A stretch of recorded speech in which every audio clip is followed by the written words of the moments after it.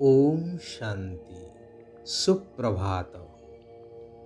अमूल्य आत्मिक संतान जो माने कि एई पुरुणा पतित व्यक्त शरीर एवं व्यक्त दुनिया ठारू ऊर्ध्व को जीवार पुरुषार्थ करुछंती सेमानंकु अंतरर सहित ईश्वरीय शुभ अभिनंदन शुभेच्छा सुस्वागत। उमंग आउ उत्साह एपरी शक्ति जहाँकि प्रत्येक व्यक्ति को खुशी बा आनंदरे उड़ीबा पाई डेणा भली कार्य करिथाए। मानसिक एवं शारीरिक शक्ति जोगई थाए, चाहे से दुर्बल शरीरधारी ही थाउ बा शारीरिक अक्षम हुई थाउ। गोटे छोटिया सत्य उपाख्यान टी कहिबी। आमर नूतन घर तैयारी कार्य चली थाए। शिशुपालगड़ पथुरिया माटी नियो खोला हेबा बेले सेथिरु बड़ बड़ पत्थर मान बाहरु थाए। सेगुड़ी को कार्य चालुथिबा परिसर बाहर को आनिबा पई केही आग्रह प्रकाश करुन थांती कामेका माने। परंतु एते बड़ बड़ पत्थर नुहे जे जहाकू अणा जाई पारिबो नाही, मिलमिशी सहजरे भी कढ़ा जाई पारिबो। किंतु आग्रहर अभावरु समस्ते पछघुंचा देउथांती।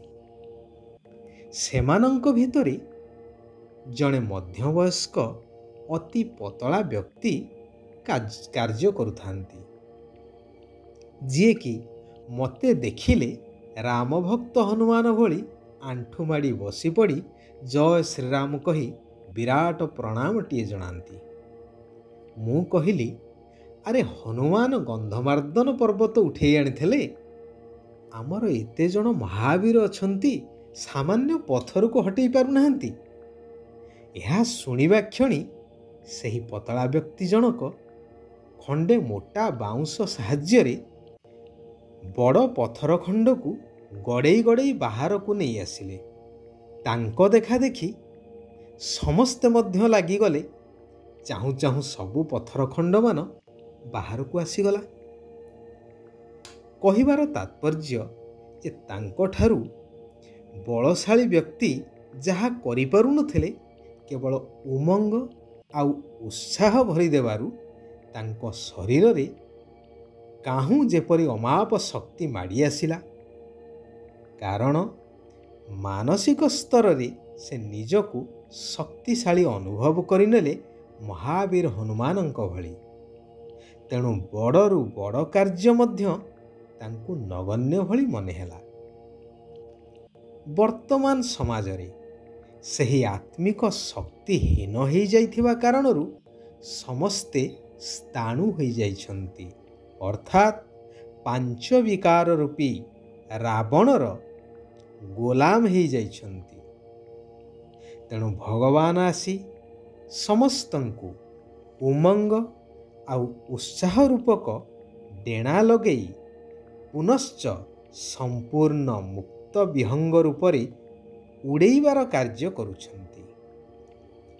एई व्यक्त दुनिया एवं व्यक्त शरीरर आधार नहीं जो आत्मिक संतान माने परमात्म मिलन मनैबा पाई आसिछंती, सेमानंकर स्नेह संपन्न मिलनर भावना एवं संपूर्ण हेबार श्रेष्ठ कामनार शुभ उमंग उत्साहर तरंग को बाप दादा देखुछंती। एठारे कही रखे बाप दादा अर्थात निराकार शिव बाबा ब्रह्मा बाबा बा दादा तांको सहित मिसी आत्मिक संतान मानक सहित मिलन मनौछंती। एई आरावली पर्वत श्रेणी रे जार नाम रखिछंती मधुबन। अनेक बार आसीथिबा एवं प्रथम थर मिलन मनौथिबा संतान मानंकर मध्यरे उमंग उत्साह भरी रहिछि। ତେବେ ବାବା କହୁଛନ୍ତି ଜ୍ଞାନ ଯୋଗ ରୂପକ ଡେଣା ତ ସମସ୍ତଙ୍କ ପାଖରେ ଅଛି, କିନ୍ତୁ ପ୍ରତ୍ୟକ୍ଷ ସ୍ୱରୂପରେ ପ୍ରତ୍ୟେକ କାର୍ଯ୍ୟରେ କିପରି ବି କାର୍ଯ୍ୟ ହେଇପାରେ, ଚାହେ ବାସନ ମାଜିବାର ହେଇଥାଉ, ଝାଡ଼ୁ ସଫା କରିବାର କାର୍ଯ୍ୟ ହେଇଥାଉ ବା ସାଧାରଣ କର୍ମ ହଉ, କିନ୍ତୁ ସେଥିରେ ମଧ୍ୟ ଉମଙ୍ଗ ଉତ୍ସାହ ସ୍ୱାଭାବିକ ଏବଂ ନିରନ୍ତର ହେବା ଉଚିତ। ତେବେ ଉମଙ୍ଗ ଉତ୍ସାହ ଦ୍ୱାରା ଦେହଧାରୀଙ୍କ ସ୍ନେହରେ ବାନ୍ଧି ହେବା ଅନୁଚିତ, କାରଣ ଏହା ଲକ୍ଷ୍ୟସ୍ଥଳରେ ପହଞ୍ଚେଇବା ପରିବର୍ତ୍ତେ ଆହୁରି ଲକ୍ଷ୍ୟ ଭ୍ରଷ୍ଟ ହିଁ କରେଇବ। ତେଣୁ ପରମାତ୍ମା ସ୍ନେହର ଅନୁଭବ ହିଁ ଦ୍ୱନ୍ଦ୍ୱରୁ ମୁକ୍ତ କରେଇ ପାରିବ, ତେଣୁ ଏବଂ ଲକ୍ଷ୍ୟସ୍ଥଳରେ ମଧ୍ୟ ପହଞ୍ଚେଇ ପାରିବ। କହିବା ବାହୁଲ୍ୟ, ଯିଏ ପରମାତ୍ମା ସ୍ନେହୀ ସେମାନେ ସ୍ୱତଃ ଭାବରେ ସମସ୍ତଙ୍କର ସ୍ନେହୀ ହେଇଥାନ୍ତି ଏବଂ ପ୍ରତ୍ୟେକ କାର୍ଯ୍ୟ କେତେ ବି କଠିନରୁ କଠିନ ହେଇଥାଉ ତାଙ୍କୁ ଖେଳ ଭଳି ଅନୁଭବ ହେବ। ସେଥିପାଇଁ ଉମଙ୍ଗ ଉତ୍ସାହକୁ କାୟମ ରଖିବାକୁ ହେଲେ ଭଗବାନ ପ୍ରତ୍ୟହ ଯେଉଁ ମୁରଲି ଶୁଣାଉଛନ୍ତି ବା ଶ୍ରୀମତ ଦେଉଛନ୍ତି ତାହାକୁ ନୋଟ କରିବା ସହିତ ଅଭ୍ୟାସ କରିବା ଦରକାର। ବିନ୍ଦୁ ସ୍ଥିତିରେ ରହି ବିନ୍ଦୁ ପିତାଙ୍କୁ ମନେ ପକେଇ ବିତି ଯାଇଥିବା କଥାକୁ ବିନ୍ଦୁ ଲଗାଇ ଆତ୍ମିକ ବାର୍ତ୍ତାଳାପ କରିଚାଲ। ଜ୍ଞାନର ପଏଣ୍ଟ ଗୁଡ଼ିକୁ ମନନ ଚିନ୍ତନ କରିଚାଲ, ଯାହାକୁ କୁହାଯାଏ ସାଗର ମନ୍ଥନ। ତେବେ ସର୍ବଦା ମୁକ୍ତ ବିହଙ୍ଗ ସଦୃଶ ଉମଙ୍ଗ ଉତ୍ସାହରେ ଉଡ଼ି ଚାଲିବ। ବାବାଙ୍କ ଠାରୁ ମିଳିଥିବା ଜ୍ଞାନ ରୂପକ ସମ୍ପତ୍ତିରୁ ଗୋଟିଏ ଗୋଟିଏ ଜ୍ଞାନରତ୍ନକୁ ସମ୍ମୁଖକୁ ଆଣି ସେହି ସ୍ଥିତିର ଅନୁଭବ କରିବା ଦରକାର। ଯେତେବେଳେ ଯେଉଁ ସ୍ଥିତି ଭଲ ଲାଗୁଛି, ଅର୍ଥାତ୍ କେତେବେଳେ ଆତ୍ମିକ ସ୍ଥିତିର, କେତେବେଳେ ଫରିସ୍ତା ସ୍ୱରୂପର ଅଭ୍ୟାସ କରିବା ସହିତ ଆତ୍ମିକ ବାର୍ତ୍ତାଳାପ ମଧ୍ୟ କରିଚାଲିବା ଦରକାର। ଯେଉଁ ସମୟରେ ଯେଉଁ ସ୍ଥିତି ଭଲ ଲାଗୁଛି ସେହି ରୀତିରେ ମନେ ପକେଇଲେ ଉମଙ୍ଗ ଉତ୍ସାହ ସର୍ବଦା କାୟମ ରହିବା ସହିତ ବାବାଙ୍କ ଠାରୁ ସର୍ବସମ୍ପତ୍ତିର ଅଧିକାର ମଧ୍ୟ ପ୍ରାପ୍ତ ହୋଇପାରିବ। ଶିବ ବାବା କହୁଛନ୍ତି, ଏହି ସଙ୍ଗମ ଯୁଗୀ ବ୍ରହ୍ମାମୁଖ ବଂଶାବଳୀ ବ୍ରାହ୍ମଣ ଜୀବନରେ ଅଲୌକିକ ମୌଜର ଅନୁଭବ କରୁଥିବା କର୍ମର ଗୁହ୍ୟ ଗତିର ଜ୍ଞାତା ହୁଅ। କିନ୍ତୁ ମୌଜରେ ରହିବାର ଅର୍ଥ ଏହା ନୁହେଁ କି ଯାହା ଇଚ୍ଛା ତାହା କରିବା କି ନିଜ ମସ୍ତିରେ ରହିବା। ଏହା ହେଉଛି ଅଳ୍ପକାଳର ମନ ମୌଜି।